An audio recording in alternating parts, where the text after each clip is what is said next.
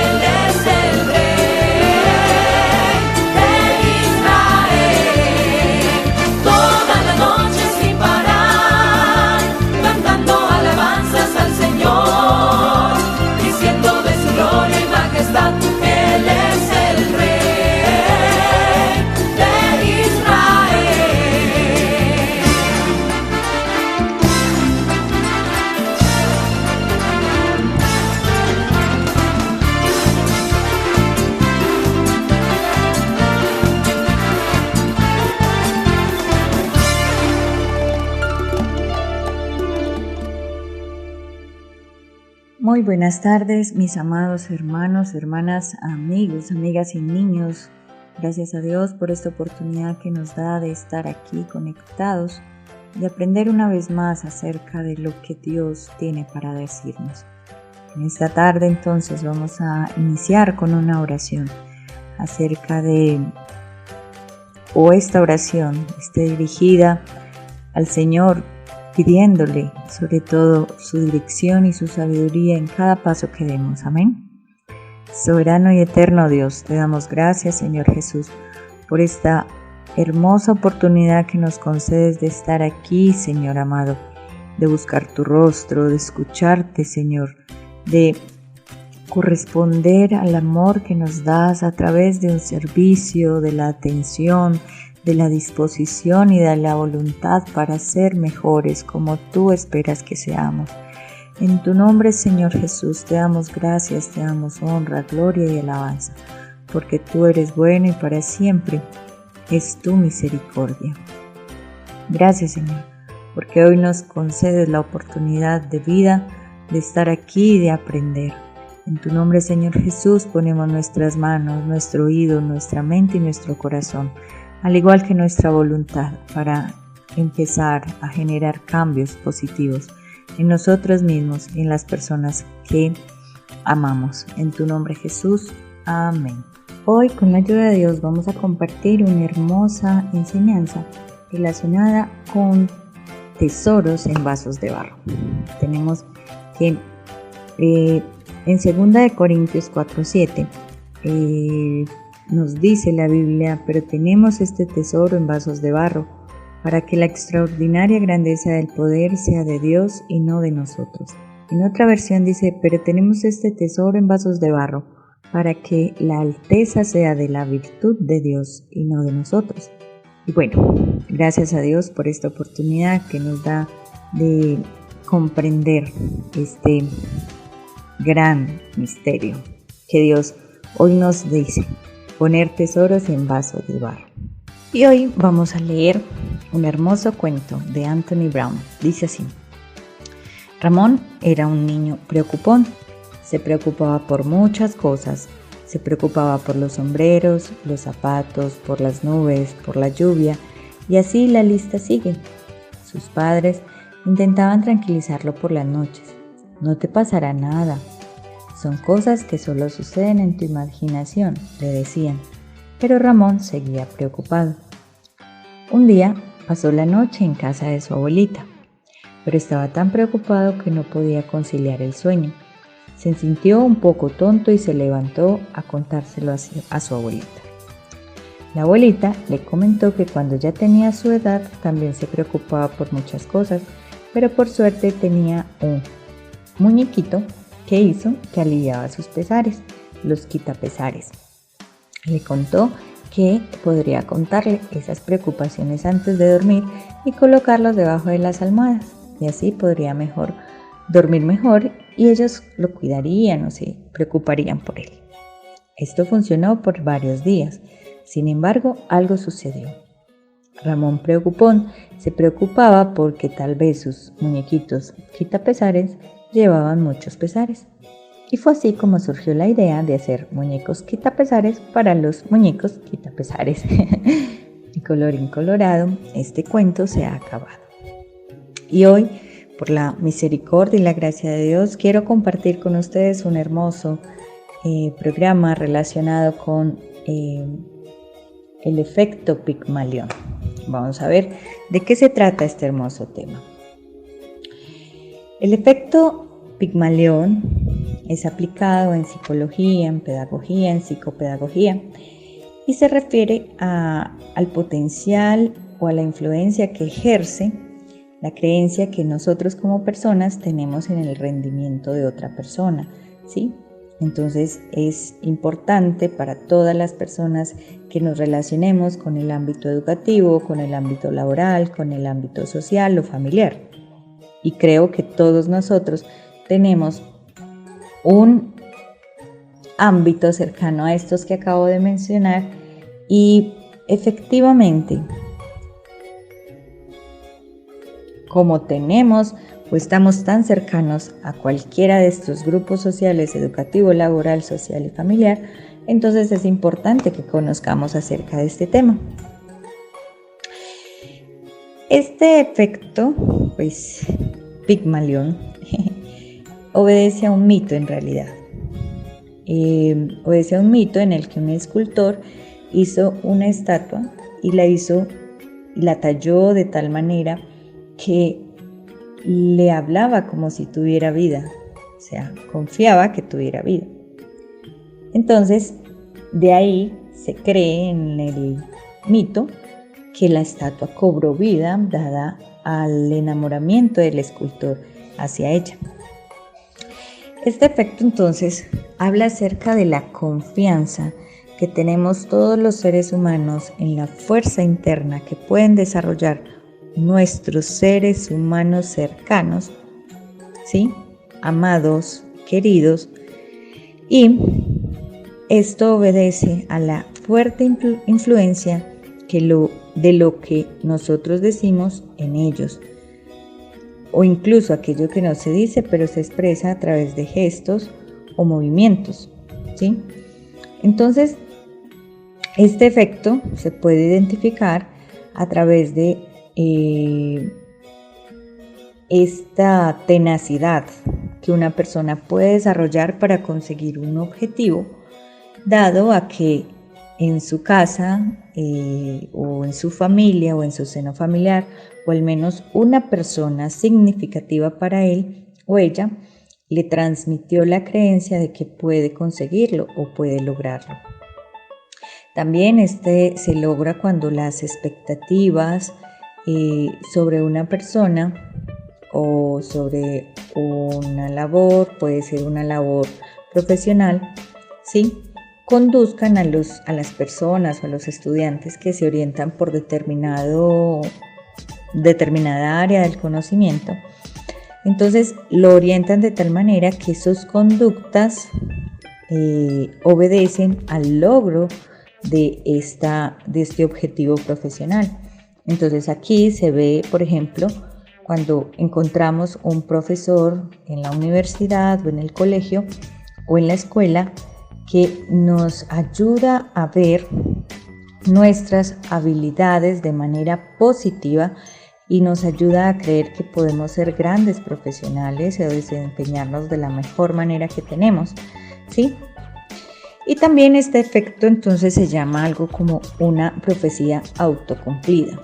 Y es decir, es una expectativa que yo me genero y que me incita o me orienta a actuar de manera que esa expectativa se cumpla. Es decir, tengo un proyecto en mente y quiero lograrlo, entonces digo, en tantos años lo voy a hacer, me veo en tantos años de esta o aquella manera y trabajo de tal manera que efectivamente en el tiempo esperado lo cumplo. Entonces traje la lectura de 2 Corintios 4:7 porque me parece muy bonito cuando la Biblia nos relata que tenemos este tesoro en vasos de barro para que la extraordinaria grandeza del poder sea de Dios y no de nosotros. ¿Y por qué traigo este texto? Traigo este texto porque Dios en su infinita sabiduría, poder y misericordia vio en nosotros, siendo barro, siendo vasos de barro, vasijas frágiles, rompibles, quebrantables, vasijas a veces imperfectas, nos vio como unos hospederos, como un lugar o una persona indicada, nos vio como personas indicadas para poner en nosotros su gran poder y gloria, para hacernos habitar en su presencia, para llevarnos delante de su trono, para perfeccionar en nosotros la buena obra que ha comenzado. Entonces, cuando yo pienso en la gran misericordia con que Dios nos mira y en la confianza que tiene para darnos a cada uno de nosotros una labor específica, de manera que hagamos crecer su reino, me genera gran emoción y me genera una alegría interna inmensa, porque pienso en yo, tú, mi hermano, nosotros siendo frágiles, Dios nos ha permitido, nos quiere permitir ser esos canales de bendición para otros, ser esas personas que lleven su gloria en alto, su nombre en alto, y que a través de nosotros su nombre cada vez sea glorificado. Por eso entonces creo que Dios, no propiamente con ese nombre o con el nombre teórico, pero me atrevería a pensar que Dios nos miró y puso en nosotros expectativas grandes, expectativas que son posibles que sean cumplidas. Y lo hacemos, lo llevamos a cabo cuando damos buen testimonio, cuando enseñamos tu palabra, cuando decidimos cambiar una mala conducta.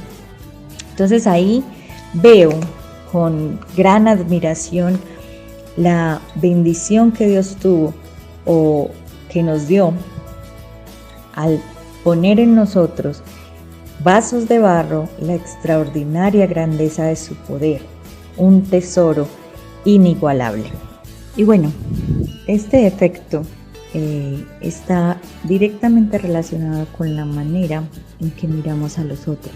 Esa manera en la que a través de nuestra mirada le transmitimos confianza en lo que ellos hacen, en lo que ellos pueden decir, en lo que ellos van a lograr.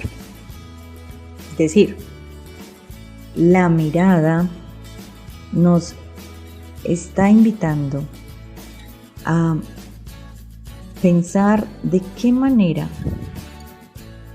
podemos promover que el otro logre lo que se propone. Hay una canción que se llama ¿Cómo es la mirada de Jesús? Y cómo es la mirada de Jesús a cualquier persona que comete errores, que muestra el cuerpo, que tal vez no cumple los ideales que nosotros tenemos. Pero la canción termina diciendo incluso cómo es la mirada para nosotros mismos en los días tristes y que no sabemos qué hacer. Y finaliza diciendo, se mira con el amor con que un padre mira a un hijo. y mira viendo la historia que hay detrás. Se mira con el perdón que costó su sacrificio y se mira así para que nosotros también lo miremos así. Miremos al otro cuando pensemos que tal vez el otro merece desprecio o tal vez no merece amor, nosotros seamos la fuente de ese amor. Y así nosotras, cada uno de nosotros nos dispongamos a mirar al otro con misericordia. Entonces, esa mirada que encuentro o que tengo para con el otro es en sí mismo una postura de vida. Una postura de vida que tengo frente a mí mismo, frente al otro, frente a lo que hago, frente a lo que pienso.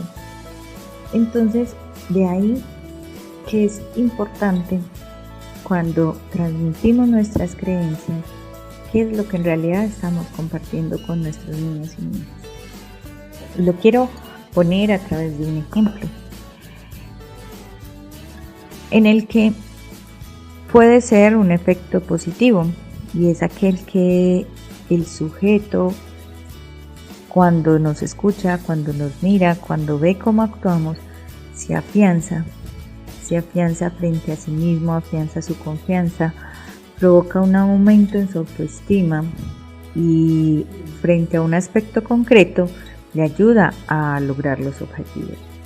Puede ser negativo cuando entonces hacemos que la autoestima del otro disminuya o baje, y incluso a veces podemos hacer que desaparezca. Y un ejemplo que escuché frente a este tema muy bonito hablaba acerca de un niño que estaba en un equipo de fútbol, un niño de 12 años, pero era para su edad un niño muy alto, corpulento, y era muy bueno en el fútbol. Sin embargo, en cada partido se caía. El niño tenía un amiguito y el padre de este amiguito observaba, porque entonces decía, ¿por qué este niño siempre se cae en todos los partidos?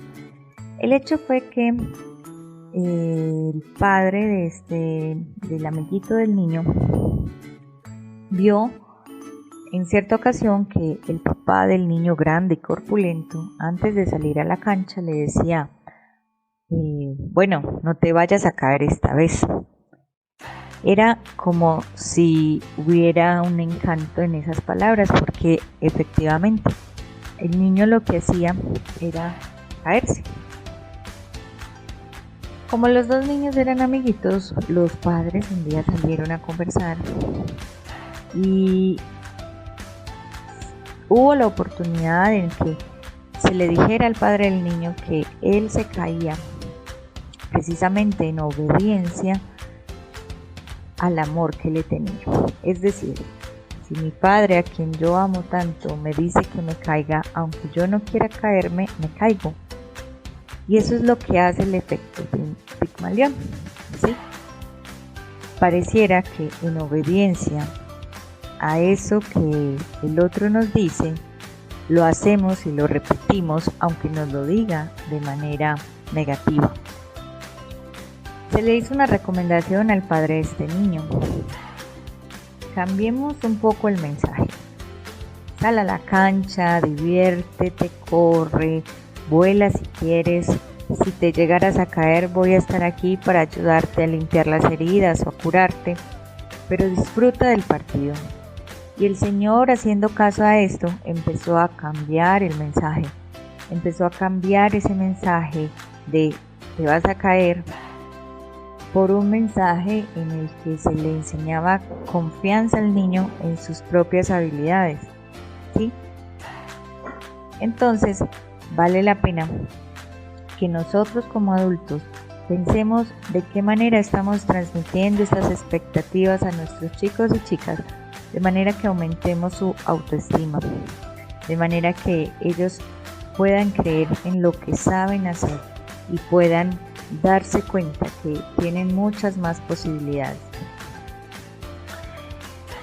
Estas enseñanzas frente a este tema han sido llevados a varios ámbitos sociales, uno de ellos es el educativo, en el que se entiende que los factores que influyen en la motivación de los niños y las niñas para aprender tiene que ver con la forma en que los maestros y profesores generan expectativas acerca del comportamiento de los niños en la clase y cómo esas expectativas hacen que los niños cambien su conducta. Un ejemplo de esto es un profe, es la siguiente anécdota, un profe se iba a ir de la escuela y va a llegar otro en su reemplazo y lo que él hizo fue, él tenía 4 niños con muchas dificultades de aprendizaje, pero no quería generar en el profe que llegara predisposición hacia los niños. Le había costado mucho construir la confianza con estos 4 niños y tenía temor de que el nuevo profe no fuera compasivo, no fuera demasiado laxo o un poco más flexible frente a este grupo de 4 niños. Entonces lo que el profe que se iba a ir hizo fue que lo resaltó con un marcador de otro color y le dijo: estos 4 niños son muy buenos estudiantes. Son muy buenos estudiantes. La cuestión fue que el profe nuevo, cuando llegó y reconoció el nombre de los niños y los vio, los saludó, su mirada de entrada fue distinta hacia esos chicos. Generó en ellos de manera inconsciente expectativas y como las generó, empezó a tratarlos de manera distinta. Los empezó a tratar efectivamente como niños muy capacitados, como niños muy talentosos, como niños con muchas capacidades. Y esto empezó a hacer en los niños un estímulo, empezó a generarles un poco de paciencia. Cuando se demoraban, pues finalmente son niños muy talentosos, pero como todos los niños talentosos a veces se demoran en responder. Entonces estos actos de paciencia, la disposición para ver que ellos eran buenos, ¿sí? Ese trato distinto. Entonces los niños empezaron, o mejor continuaron, respondiendo de manera efectiva, confirmando las expectativas de los profesores. Y es así como entonces se genera una respuesta acertada con frecuencia. En el ámbito de nuestros chicos y chicas, he tenido la experiencia de ver niños, chicos de 5 años, muy convencidos de que son unos niños y niñas diferentes, que son unos niños y niñas muy capaces, que son unos niños y niñas muy talentosos y se generan confianza porque precisamente sus familias los han convencido de que son niños muy especiales, que son hábiles, que son capaces y que si se llegaran a equivocar no hay problema porque también es de humanos equivocarse. Entonces, de este mismo modo me he encontrado chicos y chicas que dicen: es que yo soy el terremoto de mi mamá me dice terremotín. Y claro, entonces en respuesta al amor que tengo hacia mi madre, obedezco eso que ella quiere ver en mí. Voy a repetir esta frase: como respuesta al amor que tengo frente a mi madre, voy a obedecerle y voy a actuar como ella me dice que actúe. Entonces, si me dice que soy terrible, que soy un karma, que pereza, claro, entonces el niño genera acciones para obedecer y ser efectivamente y comportarse como un karma, comportarse como un niño que genera pereza, comportarse como un niño cansón, porque es alguien a quien amo quien me lo está diciendo. De ahí la importancia de generar expectativas positivas, edificantes, que promuevan y que fortalezcan la autoestima de nuestros niños y niñas. Y bueno, de ahí entonces que toda esta disposición bonita hacia los mensajes lindos que nos da nuestra familia también nos genera una predisposición frente a lo social y frente a lo laboral. Nuestra congregación como tal es uno de esos grupos sociales en donde tenemos ciertas normas, tradiciones culturales y esperamos o confiamos en algunos comportamientos de manera que todos nos adaptemos a los comportamientos que culturalmente tenemos. Generalmente esto es implícito, esto no se dice, pero cuando se empieza a decir, ¿sí?, genera una fuerza, una oleada mucho más fuerte. Vamos a poner un ejemplo.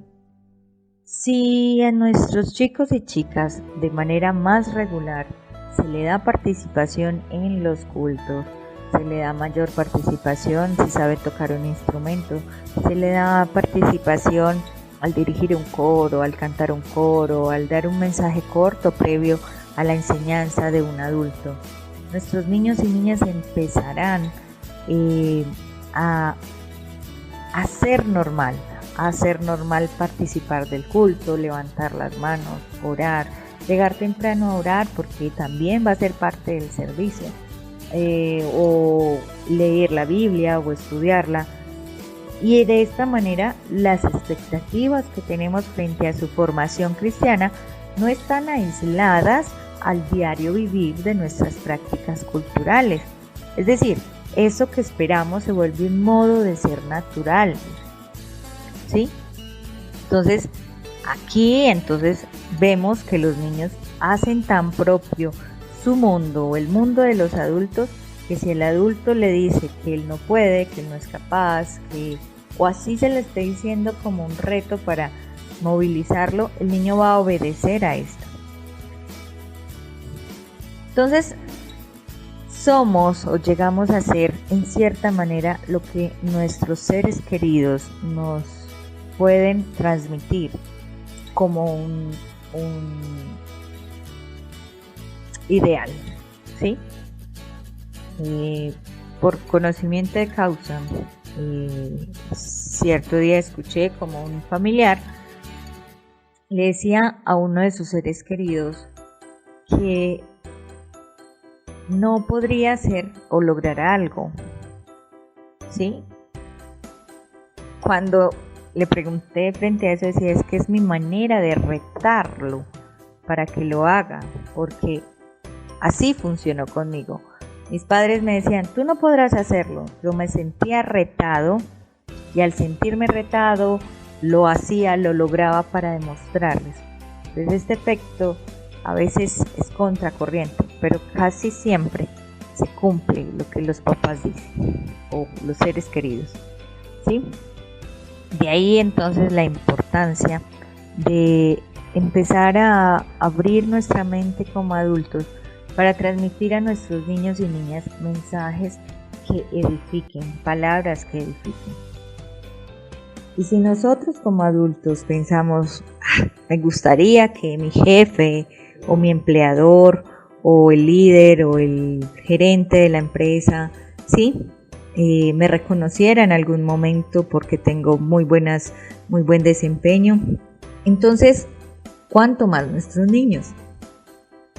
Y es así como debemos empezar, mis amados hermanos, a hacer consciente la manera como miramos, como tratamos, como les sonreímos a los demás, esperando lo mejor que ellos pueden dar, porque así como Dios puso en cada uno de nosotros un tesoro maravilloso, su presencia, su confianza para ser santos, su confianza para lograr grandes propósitos en sus manos, porque Él sabe los propósitos que tiene con nosotros, de bien y no de mal, ¿verdad?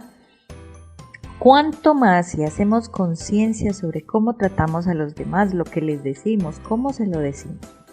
Voy a poner otro ejemplo.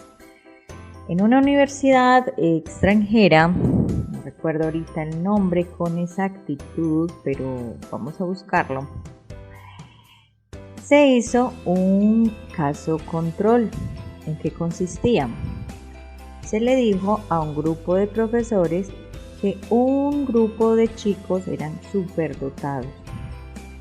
Estos lo hizo un investigador Clever Hans, y él entonces desde la psicología social hizo ese experimento en el que demostró que las expectativas del profe hacia sus estudiantes influenciaban en 1968, mis hermanos, influenciaban fuertemente el rendimiento de los chicos y las chicas. Entonces él les dijo que un grupo de estudiantes, pongámosle una letra A, eran superdotados. Pero el grupo de estudiantes B era un grupo de chicos normales, naturales, comunes y corrientes. No eran superdotados, tampoco tenían problemas de aprendizaje. Sin embargo, los profesores de manera inconsciente sonreían más al grupo de chicos que creían que eran superdotados.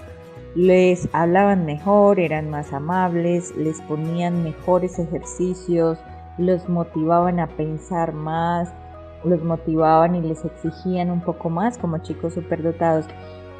Y a medida que eso pasó, efectivamente, en ese seminario, durante ese año, el grupo del que se creía superdotado tuvo mejores resultados académicos que el otro.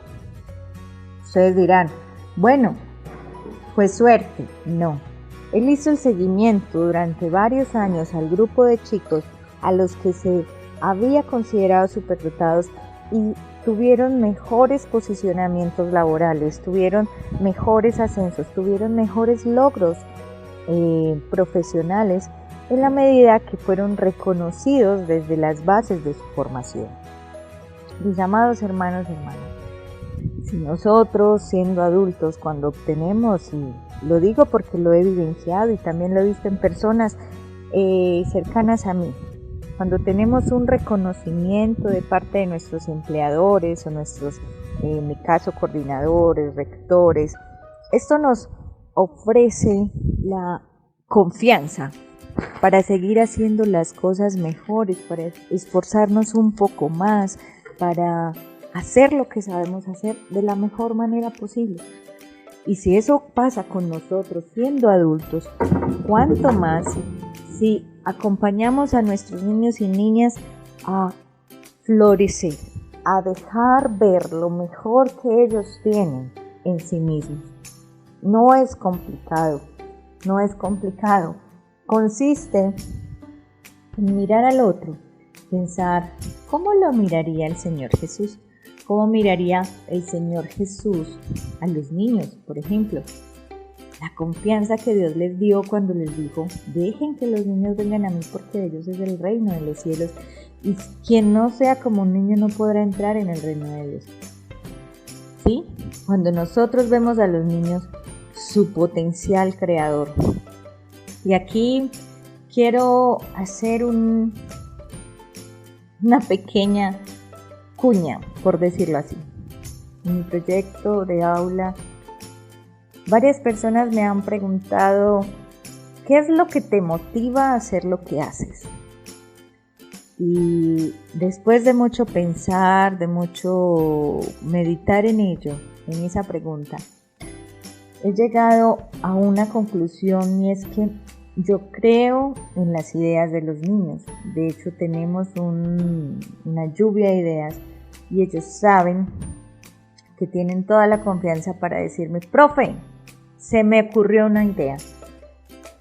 Ellos me dicen en sus palabras, profe, es muy fácil, mira, nosotros hacemos esto y tú solo nos ayudas sacando las copias, o tú solo nos ayudas para que vamos al paseo, ¿sí? Y hasta el momento he encontrado algo bien bonito, muy lindo, en las ideas de los niños y las niñas. He encontrado en ellos y en ellas un fuerte potencial creador. Les digo, vamos a presentar nuestro proyecto porque en la escuela hasta el momento nadie sabe más de los insectos que ustedes. Y al transmitirles esa confianza, eso no quiere decir que no tenga susto de que se equivoquen, sí, pero les digo, si nos equivocamos no importa, en la próxima lo haremos mejor, o hay un amiguito para que te ayude a explicarlo si no lo sabes explicar, o lo vamos a hacer juntos, o yo estoy aquí para apoyarte, ¿sí? Pero Veo en los chicos y en las chicas ese potencial creador.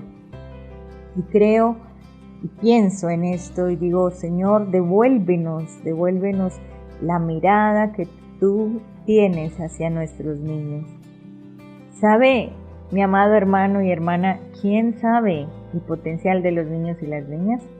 Afuera, el mundo, desde pequeños los está tomando para sus planes maquiavélicos, para llevar a cabo sus planes de muerte. ¿Qué tal si nosotros empezamos a verlos con ese potencial creador que Dios los ve, con ese potencial de fe que tienen, con ese potencial de sabiduría para enseñarnos? Hace poco, un niño me enseñó. Tenía una planta y no estaba floreciendo, entonces mi esposo y yo decidimos llevarla junto a otras plantas y ponerla a la sombra para ver si de pronto florecía. Cuando le salieron las flores, la publiqué y una niña hermosa, la que amo, me dijo, mira, qué lindas flores. Yo le conté la historia. Lo que pasa es que no estaba floreciendo, entonces la sacamos, la pusimos junto a otras flores y me dijo, claro, una niña de 10 años me dijo esto. Es que todos necesitamos de otros para ser felices. Y así como la flor necesita de sus amiguitas flores para florecer, nosotros también necesitamos a otros seres humanos. Me pareció tan bonita esta interpretación que hizo la niña de la historia teniendo solo 10 años. De hecho, es una interpretación filosófica, si lo queremos llamar así.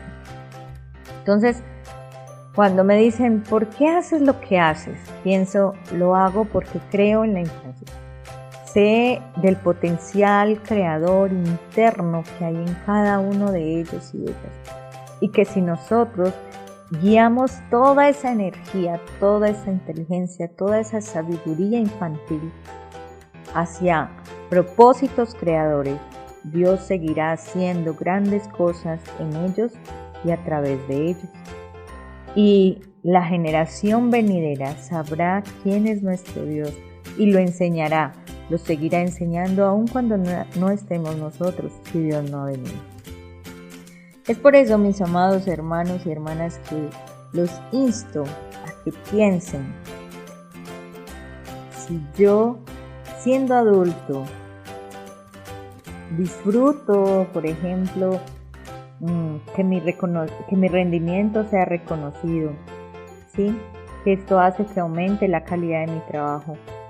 Qué bueno que empecemos a reconocer en nuestros niños y niñas como corresponsables, como co-creadores del mundo, una imagen positiva, y les hagamos saber que pensamos esas cosas bonitas de ellos, se las comunicamos de tal manera que sea positiva, ¿sí? Y no negativa. Les mando un fuerte abrazo en el admirable nombre de nuestro Señor Jesucristo, mis amados hermanos, y los insto para que juntos sigamos acompañando a nuestra infancia a crecer de la mejor manera posible. ¿Saben? Ya para terminar, retomo la última charla. Nos han hecho creer que Latinoamérica es pobre, subdesarrollada. Y bueno, es cierto, no tenemos mucha tecnología. Sin embargo, esta pandemia nos ha mostrado que tal vez somos muy ricos en otras cosas.